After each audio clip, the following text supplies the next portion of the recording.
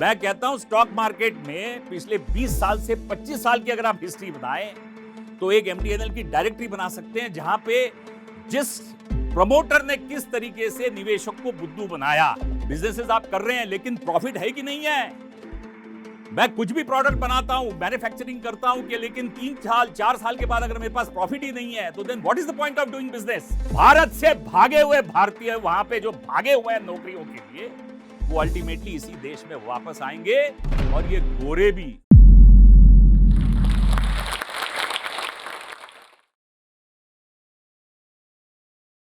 दोस्तों 35 से 36 साल हो गए मुझे इस इंडस्ट्री में और मैं टीवी पे इस तरीके से आया कि एक दिन मेरे बेटे ने मुझे बोला कि टीवी के ऊपर हीरोइन के साथ फिल्मी ट्यून के ऊपर ढोल के ऊपर तू भी नाचना शुरू कर दे। मैंने कहा बेटा वो तो मैं कर नहीं सकता हूँ।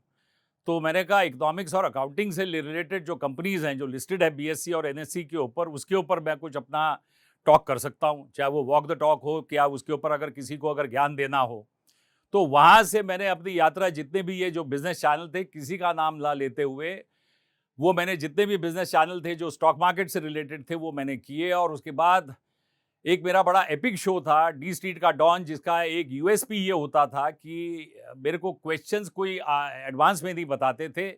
और जब ये शो शुरू किया था तो कुछ 5000 से 6000 कंपनीज थी जो लिस्टेड थी बीएससी और एनएससी के ऊपर। और उसका मॉडल प्रोग्राम का फॉर्मेट ऐसा किया था कि मुझे कोई क्वेश्चन एडवांस में बताया नहीं जाएगा और मैं ये प्रोग्राम करूंगा और सारे उसके आंसर्स दूंगा।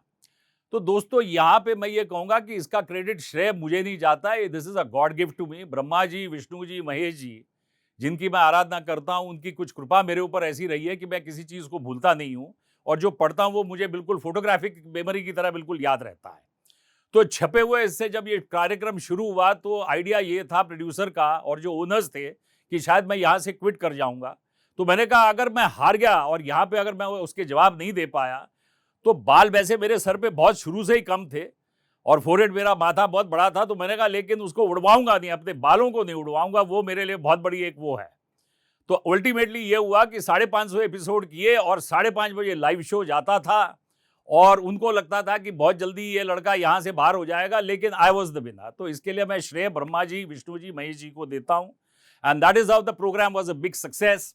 उसके बाद कुछ और भी कार्यक्रम किए, पासवर्ड श्रीमंती सा उसके साथ यही बिल्कुल फॉर्मेट था। और यहां से मैं चाहता था कि इस बाजार में काफी इन्वेस्टर्स को उल्लू बनाया जाता है, किसी को राइट इंफॉर्मेशन नहीं दी जाती है। तो जो राइट टू इंफॉर्मेशन है अगर वो सही मिले तो हिंदुस्तान का निवेशक इस बाजार से पैसे कमा के जा सकता है। तो ये मेरा एक ये था जिसके लिए मैंने ये प्रोग्राम शुरू किए और ये बड़ा सक्सेसफुल रहा। सर, आपके पास 37 सालों का इन्वेस्टिंग एक्सपीरियंस है। आजकल इंडिया में बिजनेस और स्टार्टअप का कल्चर भी बहुत तेजी से बढ़ रहा है। तो ऐसे में नए इन्वेस्टर्स जो कि प्राइवेट इक्विटी की तरफ रुख कर रहे हैं, इस पर आपके क्या विचार हैं? बड़ा अच्छा क्वेश्चन आपने पूछा कि प्राइवेट इक्विटी के ऊपर। देखो ऐसा है, हर निवेशक को कहूंगा प्राइवेट इक्विटी का जो कॉन्सेप्ट है ये अमेरिका से आया। अब ऐसा होता है कि आप कंपनी को शुरू करते हैं तो किसी को विरासत में कोई ऐसे पैसे नहीं मिलते हैं कि सबके पिताजी के पास कोई तेल का कुआं है अगवाड़े और पिछवाड़े में। तो यहां पे जब आप कंपनी शुरू करते हैं और अगर आप बैंक के पास जाओगे तो बैंक सबसे पहले बोलेगा भैया पहले दिन से जिस दिन आपने पैसे लिए उसका इंटरेस्ट का मीटर शुरू हो जाएगा। तो कैरिंग कॉस्ट जब आपकी बड़ी हेवी हो जाती है तो कोई बिजनेस चलता नहीं है। और मैं बताऊं, वर्ल्ड के बिगेस्ट ब्रांड्स जब इंडिया में आए, पेप्सी और कोको कोला, ये सबको पता था कि उन्होंने प्रॉफिट करना है, ऑलिगोपॉली में खेलेंगे, सबका 50-50 मार्केट शेयर होगा। लेकिन जब आप किसी देश में जाते हैं, एस्टैब्लिश करते हैं, तो आप पहले दिन से प्रॉफिट नहीं बनाते हैं। मैकडोनल्ड्स ने भी पहले दिन प्रॉफिट नहीं बनाया क्योंकि अमेरिकन टेस्ट के थे वो बर्गर्स, उनको भी अपना टेस्ट चेंज करना पड़ा। They had also to Indianise, उनको भी इंडियन स्पाइसेस को यूज करना पड़ा। तो ये सारा जो ये इनका तरीका चला, इसमें बरसों निकल जाते हैं, 6-7 साल। तो यहां पे पॉकेट्स बड़े डीप होने चाहिए सस्टेन करने के लिए। तो प्राइवेट इक्विटी का जो कॉन्सेप्ट आपने पूछा ये इसके लिए है कि अगर आपके पास कुछ अच्छा प्रोडक्ट है तो इसके लिए ये प्राइवेट इक्विटी उस प्रोडक्ट को इन्वेस्ट करेंगे। पुराने जमाने में दोस्तों ये बताया जाता था कि लैंड लेबर कैपिटल अगर आपके पास है तो आप उद्योगपति बन गए, आप कैपिटलिस्टपति बन गए। लेकिन ऐसा नहीं है। Land labour capital is not very important, it is innovation which is very important. तो अगर आपके प्रोडक्ट में इनोवेशन है और मैं कोई ऐसा प्रोडक्ट बनाता हूं तो वहां पे ये प्राइवेट इक्विटी आता है, मुझे पैसे देता है और कहता है उस पैसे की जगह पे आपने मुझे इंटरेस्ट नहीं देना, ना कोई डिविडेंड देना है, आप मुझे इक्विटी दे दो उस कंपनी की। इक्विटी देने के बाद फिर वो ये कहता है कि इसकी ग्रोथ करो, too fast growth in too short time. इसके साथ ये बाकी की करोलरीज भी इसके साथ बड़ी जुड़ी हुई है दोस्तों। प्राइवेट इक्विटी उस कंपनी में अपने लोगों को उस बोर्ड में रखता है और आपको मेंटल प्रेशर देता है कि आप इसकी पैन इंडिया बेसिस के ऊपर टू फास्ट ग्रोथ करो। और जब किसी कंपनी की टू फास्ट ग्रोथ होगी टू शॉर्ट टाइम में, तो यहां पे हमेशा गई भैंस पानी में। तो यहां पे आपके या तो लॉसेस होंगे या तो कंपनी फट होगी। तो कोई भी चीज सिस्टमैटिक नहीं होती है। तो आइडिया ये होता है। तो और प्राइवेट इक्विटी का भी कॉन्सेप्ट ये है कि मैं 10 कंपनी में इन्वेस्ट करता हूं, 8 कंपनीज में मैंने पैसा लगाया, वो तो फट हो गया, वो लॉस हो गया। लेकिन अगर 2 कंपनीज भी अगर प्रॉफिटेबल हो गई, तो जो 8 कंपनीज में मेरा जो पैसा डूबा है, that will cover up my losses which I have invested in these 8 companies. ये 2 कंपनी मुझे प्रॉफिट देके जाएंगी। दूसरा प्रोबेबिलिटी ये भी है कि आपने 10 कंपनीज में इन्वेस्ट किया और 10 कंपनीज डूब गई, तो वहां पे फिर ये होगा कि प्राइवेट इक्विटी भी डूब गई। तो यहां पे जैसे मैं बताऊं, जैसे आपने ये सवाल पूछा, ये एक इक्विटी मार्केट से भी बड़ा रिलेटेड है। इक्विटी मार्केट्स में भी जब कंपनीज आईपीओ लेके आती हैं और शेयर को जब लिस्टिंग करती हैं, तो एमटीएनएल को तो खैर अब लोग भूल गए, महानगर टेलीफोन निगम, जिनके वो डब्बे फोन होते थे, उसके बाद फिर पुश बटन वाले आए, उनकी डायरेक्टरी होती थी। जब आप देखते थे अल्फाबेटिकल ऑर्डर में किसी का नंबर ढूंढना हो, मैं कहता हूं स्टॉक मार्केट में पिछले 20 साल से 25 साल की अगर आप हिस्ट्री बताएं, तो एक एमटीएनएल की डायरेक्टरी बना सकते हैं, जहां पे जिस प्रमोटर ने किस तरीके से निवेशक को बुद्धू बनाया, कंपनी लिस्ट की, बैंकों को बुद्धू बनाया, क्योंकि उस जमाने में बैंक्रप्सी कोड नहीं आया था। हर कैपिटलिस्ट ये सोचता था कि he has to take the banks for a ride. उस जमाने में प्राइवेट बैंक्स तो थे नहीं, सारे अपने पब्लिक सेक्टर बैंक्स थे। तो हर एक उद्योगपति का एक ये आइडिया होता था कि मैंने आईपीओ लाना है, बैंकों को मैंने चूना लगाना है, इन्वेस्टर्स को मैंने चूना लगाना है, और उसके बाद फिर मैं सो जाऊंगा। लेकिन दोस्तों, ये जो कॉन्सेप्ट है ये बहुत दिन तक चला नहीं। ये कॉन्सेप्ट चेंज करने वाले जिनका मैं बहुत बड़ा फैन हूं, और वो है धीरूभाई अंबानी। धीरूभाई अंबानी ने जब रिलायंस की स्थापना की और उसके बाद जब वो आईपीओ लेके आए, उनका ये था कि I have to give the maximum benefit to the investor of this country. और जब आप उनकी कथाएं को और लोगों के एक्सपीरियंसेस को सुनते हैं, तो लोग बोलता है कि मैंने ऑटो खरीदी, मैंने अपनी बेटी की शादी की, मेरा बेटा इंजीनियर बना। तो उनका आइडिया ये था कि आईपीओ लेके आओ, लेकिन you have to give rich dividends to the investor. तो ये जो कॉन्सेप्ट था ये चेंज हुआ। तो वो जो एमटीएनएल की डायरेक्टरी बनी, वो एक वन फेज था। तो उसी तरीके से जैसे आपने ये प्राइवेट इक्विटी का पूछा, प्राइवेट इक्विटी में भी अच्छे प्रोजेक्ट्स भी हैं जो मैन्युफैक्चरिंग के हैं, और कई ऐसे प्रोजेक्ट्स हैं जो बंद भी हो जाते हैं। लेकिन दोस्तों, एक चीज याद रखिएगा, businesses are meant to go phut. कहीं ऐसा लिखा हुआ नहीं है, रामायण की तरह कोई रामायण नहीं है ये महाभारत, कि आपने बिजनेस शुरू किया और बिजनेस आपका सक्सेस हो गया। Businesses are meant to go phut, ये पहला प्रिंसिपल है बिजनेस का। तो बिजनेसेस आपके नेचुरली फट हो जाते हैं। दूसरा यह है कि आपको बुद्धू बनाना है बैंकों को, आपने बुद्धू बनाना है शेयर होल्डर्स को। लेकिन दोस्तों, एक चीज याद रखिए, अगर आपने उसको बुद्धू बना दिया, तो नेक्स्ट टाइम आप मार्केट में आईपीओ लेके नहीं आ सकते। बड़ा अच्छा एग्जांपल आपको देता हूं, हमारे मिस्टर विजय माल्या का। अब इनकी कंपनी थी, इनको विरासत में कंपनी मिली विठल मल्ल्या से, जो इनके पिताजी थे। अब इनके पास एक कंपनी थी डिपीज, इनके पास कंपनी थी किसान, इनके पास कंपनी थी मैकडॉनल्ड्स जो दारू बनाती थी मोलासेस रूट से, बियर भी बनती थी। तो इन्होंने सबसे पहले कहा, जब पूरी विरासत में कंट्रोल आया कंपनी का, इन्होंने डिपीज को बेचा, इन्होंने किसान को बेचा, किसान को हिंदुस्तान यूनिलीवर ने लिया। आज किसान is a very important product, आज कंपटीशन में चलता है मैगी के साथ। तो फिर ये क्यों नहीं चला पाए? उसके बाद फिर एक दिन उनके दिमाग में एक ख्याल आया कि क्यों ना मैं इंजीनियरिंग में जाऊं। तो उन्होंने बेस्ट एंड क्रॉम्पटन को खरीदा, एक्वायर किया। उस कंपनी को वो लेने के बाद, एक्वायर करने के बाद, उसको चला नहीं पाए, उसको ओरिएंटेशन में नहीं ले पाए, प्रॉफिटेबल नहीं बना पाए। दोस्तों, एक चीज याद रखिए, जब आप प्राइवेट इक्विटी का भी पैसा लेते हैं, पैसा मिलता है, जरूरी नहीं है, जैसे मैंने कहा, बिजनेसेस आप कर रहे हैं, लेकिन प्रॉफिट है कि नहीं है।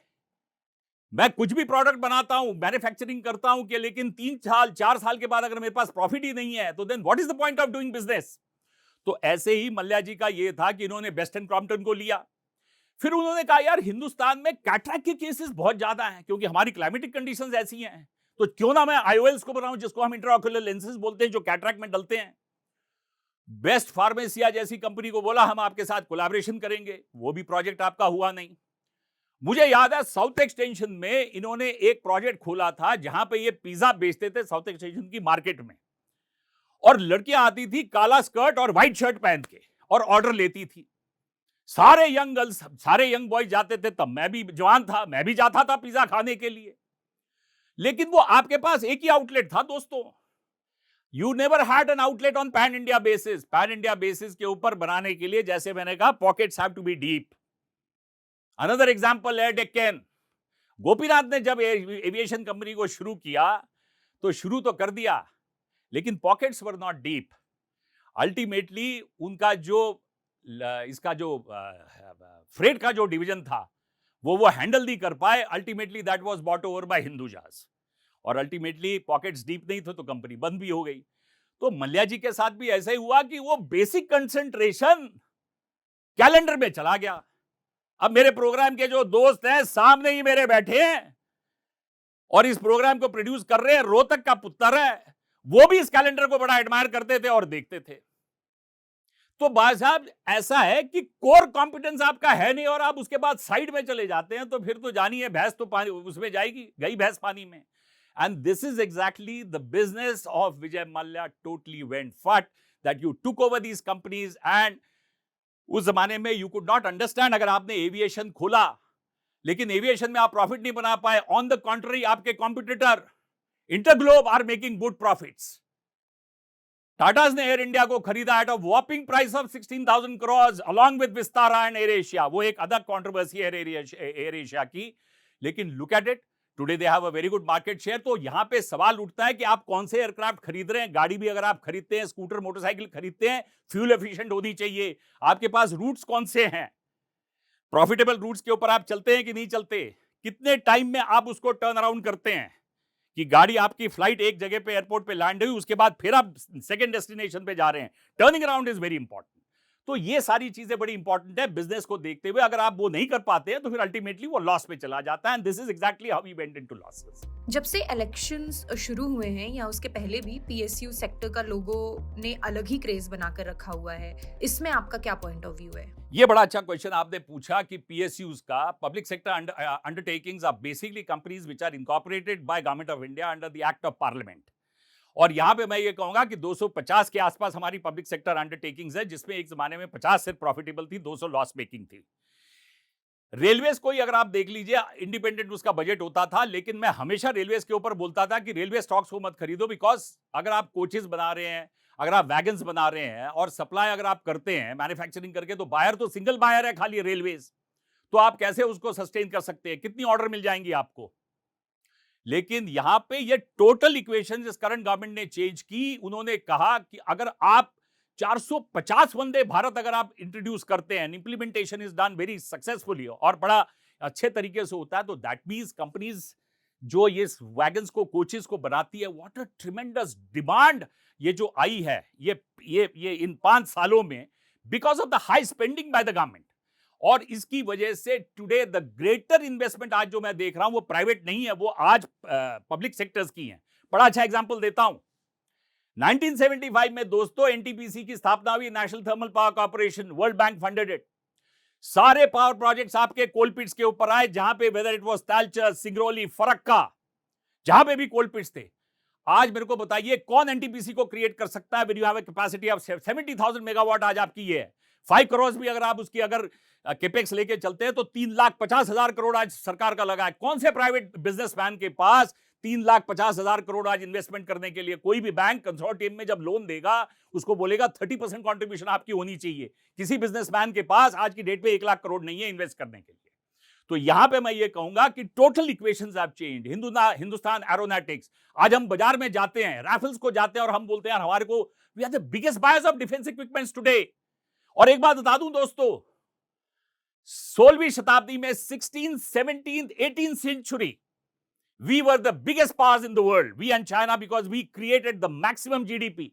हमारी कंट्रीब्यूशन वर्ल्ड में ऑलमोस्ट 50% थी, 25% GDP coming in from India, जिसको सोने की चिड़िया कहते थे, और इसको चाइना को।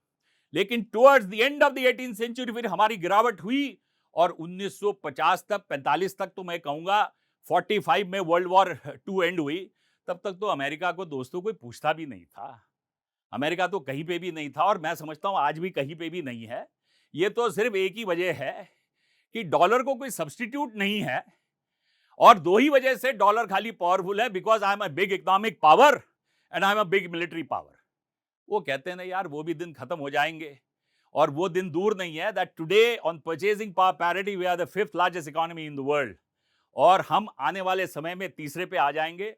और शायद मैं ना रहूं ये दिन देखने के लिए, लेकिन जो यंग टर्क्स हैं, जिनको मैं कहता हूं भ भारत से भागे हुए भारतीय वहां पे जो भागे हुए हैं नौकरियों के लिए, वो अल्टीमेटली इसी देश में वापस आएंगे और ये गोरे भी वहां पे उनको कोई नौकरियां नहीं मिलने वाली। एक बात बता दूं, यूरोप की तो हालत बिल्कुल ही खराब है। Europe is into doldrums. America तो वैसी हालत खराब है। अमेरिका के जो करंट प्रेसिडेंट है बड़े भुलक्कड़ है, उनको तो कुछ याद ही नहीं रहता है। और मेरा कहना है कि ये सारी चीजों को देखते हुए एक जो पैराडाइम शिफ्ट जो होगा, अल्टीमेटली परचेजिंग पावर पैरिटी के ऊपर आज हम 5th हैं, सबसे आगे होंगे हिंदुस्तानी। सिर्फ समय की बात है। एक ही चीज कहना चाहूंगा, हमारे पास आज आईआईटीज की कमी नहीं है दोस्तों। अब 25 के आसपास हमारे पास आईआईटीज हो गई हैं, 25 के आसपास हमारे पास आईएम्स हैं, विश्वेश्वर हमारे एनआईटी कॉलेजेस भी हैं, हमारे पास ये भी है, फैशन टेक्नोलॉजी की है। कौन सी इंस्टीट्यूट नहीं है जो हमारे पास एट पार है। लेकिन सवाल ये उठता है दोस्तों, हमारे पास वोकेशनल इंजीनियर्स की कमी है। अगर चाइना में अगर आप जाएं वोकेशनल इंजीनियर्स को लेने के लिए, तो दोस्तों मैं 3 फुटबॉल फील्ड्स के बराबर 3 इतने वोकेशनल इंजीनियर्स को वहां खड़ा करके वो फुटबॉल फील्ड को खत्म फिलअप कर सकता हूं। लेकिन इंडिया में अभी वो स्टार्ट हुआ है, जहां पे इस गवर्नमेंट का जो बेसिक कंसंट्रेशन है स्किल डेवलपमेंट, वो आने में, उस लेवल पे आने पे अभी और कुछ थोड़ा सा समय लगेगा। और मैं समझता हूं कि पॉवर्टी भी जो है सारी चीजें, and I think this budget also which has been framed this year बहुत बढ़िया किया है। गवर्नमेंट ने अपना रोल कर दिया है। यू हैव पुट अप, कितने एयरपोर्ट्स आपने बनाए? 150 एयरपोर्ट, इतने वंदे भारत। कभी सोचा था किसी ने 150 एयरपोर्ट्स बनेंगे? अब आप एक चीज देखिए, मैं कहता हूं मिनिस्ट्री ऑफ सिविल एविएशन तो खत्म हो गई। मिनिस्ट्री ऑफ सिविल एविएशन तो एक सेरेमोनियल पोस्ट रह गई है जिसका कोई रोल नहीं है, क्योंकि अब तो गवर्नमेंट एविएशन में है नहीं। एयर इंडिया तो आपने बेच दी। नेशनल एयरपोर्ट अथॉरिटी सिर्फ छोटे छोटे एयरपोर्ट्स का निर्माण करेगा, बड़े एयरपोर्ट्स तो फिर आप बड़े बड़े उद्योगपतियों को दे रहे हैं। तो यहां पे मैं कहूंगा दिस इज एक पैराडाइम शिफ्ट है। बहुत बढ़िया दिन आएंगे और सारे भागे हुए भारतीय सब इधर आएंगे और गोरे भी इधर ही आएंगे नौकरी करने के लिए। कोई ऐसा बिजनेस या बिजनेसमैन जो आपको बहुत इंस्पायर करता हो और क्यों? दोस्तों, जब आप स्टॉक मार्केट में इन्वेस्ट करते हैं और जब आप एमआरएफ का शेयर 1 लाख और 1 लाख से ऊपर का जब आप ये करते हैं, तो यहां पे आपको बड़ी सुन के हैरानगी होगी। Company was promoted by a person call Mappillai, जिन्होंने अपने जिंदगी की शुरुआत गुब्बारों से की। अपने मुंह से गुब्बारे फुलाते थे और मरीना बीच पे बेचते थे। उसके बाद फिर गुब्बारों का मैन्युफैक्चरिंग किया and that company was known as Madras rubber products. फिर कुछ उन्होंने रबर प्रोडक्ट्स बनाए और उसके बाद फिर वो एविएशन इसमें ऑटोमोटिव टायर बिजनेस में आए। ऑटोमोटिव टायर बिजनेस में, लेकिन इसकी सबसे बड़ी खासियत ये है, इस उद्योगपति को मैं बड़ा एडमायर करता हूं मापिल्ले को, कि कोई भी बिजनेसमैन कभी भी रिस्ट्रिक्टेड नहीं होता है एक बिजनेस में। वो कहता है मुझे और भी बिजनेसेस खोलने, क्योंकि मेरे बच्चे हैं, बीवियां हैं, मेरे दामाद हैं। लेकिन this man concentrated only on one company which is MRF, which is into automotive tyres. और ऑटोमोटिव टायर्स में today they are in competition with one of the best brands of the world, whether it is Michelin, whether it is Bridgestone, or whether it is Goodyear or anybody. And that is the best part which I love about this man. दूसरी companies से तो बड़ा ocean है, लेकिन दूसरी company जिसको मैं बड़ा एडमायर करता हूं, हरप्रसाद नंदा मैं बड़ा एडमायर करता हूं, जिन्होंने फरीदाबाद में जब लाहौर से पार्टीशन में आए 5,000 रुपए लेके, and rest everything was a history. He set up Faridabad को उन्होंने बेसिकली एस्टैब्लिश किया and over the number of years उनके कुछ कंपनीज थी गोएड से, वो बाद में बिकी। It was taken over, I think, by Federal Mughal. लेकिन वो he was one of the biggest manufacturers of tractors. But दोस्तों, tractors is a fragmented business which you cannot have on a pan-India basis. But they were one of the big companies in the engineering sector. हाल ही में देखिए, एक चीज याद रखिए दोस्तों, कि कोई भी कंपनी सदा के लिए नहीं होती है और कहीं ऐसा लिखा नहीं है कि मेरे को ये कंपनी बिल्कुल नेक्स्ट जनरेशन को भी चलानी है। उनके बेटे ने ये डिसाइड किया कि I have to sell this company at a very good valuation. उन्होंने स्काउट किया, ultimately scouted a partner, he said that was a Japanese company which was Kubota. Kubota ने बड़ी अच्छी प्राइस दी and today you are looking at a fantastic valuation I think of 3000 rupees per share for Escorts, and I have a tremendous admiration for this man Harprasad Nanda. And let me tell you one more thing, he was the first man to start with retailing business in India. उस जमाने में FIP नहीं होता था, नैन्स company को India में लाए थे, साउथ एक्सटेंशन में एक इन्होंने आउटलेट खोला था which was known as Nanz India, और बदरपुर इंडस्ट्रियल स्टेट में उनका कुछ बैक ऑफिस होता था जहां पे स्टोरेज वोरेज करते थे। It's a amazing story of this man. Nikhil Nanda को भी मैं एडमायर करता हूं क्योंकि आई was a big fan of Shammi Kapoor and he looks like Shammi Kapoor. Anyway that's on one aspect of looking at it. Second company दोस्तों, आज मैं ऑफिस में बैठा था तो एवीपी कंपनी है जिनका मैं समझता हूं कि प्रसन्ना करके एक उनके प्रमोटर हैं और उनके पास बड़े अच्छे इंफ्रास्ट्रक्चर प्रोजेक्ट है। शायद मैं उनसे बहुत जल्दी मिलूंगा, मुझे ऐसे लोगों से मिलने में बड़ा रुचि रहती है and I have a very keen interest to meet him. He is functioning and he is basically into infrastructure projects. तो इन्फो मैं समझता हूं कि जब उनके साथ भेंट होगी तो जो भी मेरा उनके साथ जो डिस्कशन हुआ I was very impressed by it. Third company जो मैंने दोस्तों देखी जहां पे company makes mechanical seals, because every manufacturing company process industry में आपको मैकेनिकल सील्स लगती हैं। तो there is a man in fact who brought this company on the MSME level, BSC के एमएसएमई प्लेटफॉर्म पे उसको लिस्ट किया and the promoter is Umar Balwa, a very handsome looking guy, happens to be a very good friend of mine now. दोस्तों यहां पे एक और company जो मुझे अब याद आई है which was also one of the favourites of Rakesh Jhunjhunwala and that was Titan. आप कहोगे तांबे टाइटन में क्या है, घड़ी तो बनाते हैं, सिर्फ यहीं पे तो लगा रहे हैं रिस्ट के ऊपर। दोस्तों I was a big fan of JRD Tata and I am a big fan of Ratan Tata. मुझे याद है इस कंपनी का फ्रांस गए थे कोलैबोरेशन करने के लिए for movement technology. Now movement technology is a very small thing when you are making a wrist watch, and Ratan JRD Tata जैसी एक महान व्यक्ति फ्रांस जाते हैं और फ्रांसी बॉश के साथ ये कॉन्ट्रैक्ट खुद साइन करते हैं। तो मैंने कहा यार क्या बात थी, end of course I mean the great man, I salute him, he had a great affinity for French culture. तो वो वहां पे गए थे, टाइटन बना, टाइटन ने रूल किया। उस जमाने में सिर्फ एचएमटी बनता था, और दोस्तों ये कहूंगा कि बीइंग अ पब्लिक सेक्टर ऐसा नहीं है, एचएमटी भी बहुत बढ़िया घड़ियां बनाती थी, लेकिन being a public sector marketing बराबर नहीं कर पाई। तो यहां पे टाइटन ने बड़ा अच्छा काम किया, और लेकिन उन्होंने यह भी देखा कि हम एक ही सेगमेंट में काम कर रहे हैं लेकिन लोगों की टेस्ट बदल गई है यंग टर्क्स की। अब वो ज्यादा रिस्ट वॉचेस खरीदते नहीं है, तो फिर कैसे सस्टेन करें इस बिजनेस मॉडल को। आईवेयर में चले गए, eyewear is also a big business. उसके बाद then they went into jewellery, Tanishq. So that is how in fact you know this company was spotted by this man which was Rakesh Jhunjhunwala and one of the finest companies which is Titan Industries from the house of Tatas. And let me tell you, इसमें खूब बहुत सारे लोगों को पता नहीं है टाटास के उसमें पार्टनर कौन थे। पार्टनर था टिडको, तमिलनाडु इंडस्ट्रियल डेवलपमेंट कॉर्पोरेशन। दोस्तों यहां पे भी स्टोरी आती है गवर्नमेंट की, ये जितनी भी स्टेट गवर्नमेंट की इंडस्ट्रियल डेवलपमेंट कॉर्पोरेशन है ये परमानेंट पार्टनर्स नहीं होते हैं। आइडिया इनका ये होता है कि प्रमोट करो प्रोजेक्ट को प्रॉफिटेबल लाओ, उसमें से अपना प्रॉफिट निकालो और न्यू प्रोजेक्ट्स में फिर इन्वेस्ट करो। You can not stick only to one project.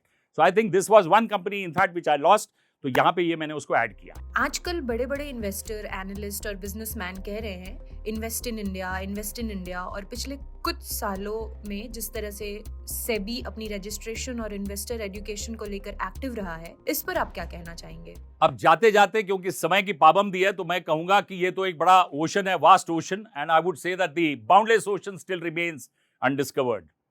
तो यहां पे आप कहेंगे कि कौन सी कंपनियां, आप एक चीज मान के चलिए, सबसे आगे हम हिंदुस्तानी रहेंगे and India is going to do the best. तो यहां पे markets are going to do well. The government, in fact, which gets back to power again, and I'm seeing that this market is going to do fantastic, और ये primary market बहुत अच्छा करेगा, और आपको यही करना है कि आपको सट्टा नहीं खेलना है। और यहां पे मैं क्रेडिट देता हूं सेबी को। जब सेबी की फॉर्मूले जब स्थापना हुई तो first petroleum secretary who was Ramakrishnan was a dynamic personality, became the chairperson of SEBI, and I think the current lady, जो लेडी है बूझ करके, मेरे को उनका पूरा नाम तो अब याद नहीं, but she is also doing a good job. I would congratulate this lady also for doing a good job. तो यहां पे मैं कहूंगा कि ये जो यात्रा आप लोगों की है, इस कार्यक्रम को, जो मेरे कार्यक्रम सोशल मीडिया पे, इसको देखिए, and so that in fact you get educated. Loss मत करिए, और हर एक इन्वेस्टर को ये कहूंगा सट्टा मत करिए, डू ओनली इन्वेस्टमेंट्स जैसे बाकी के वर्ल्ड के इन्वेस्टमेंट्स करते हैं ना, जॉर्ज सोरोस और ये बाकी के, उनकी तरह इन्वेस्टमेंट करिए, सट्टा मत करिए। Thank you.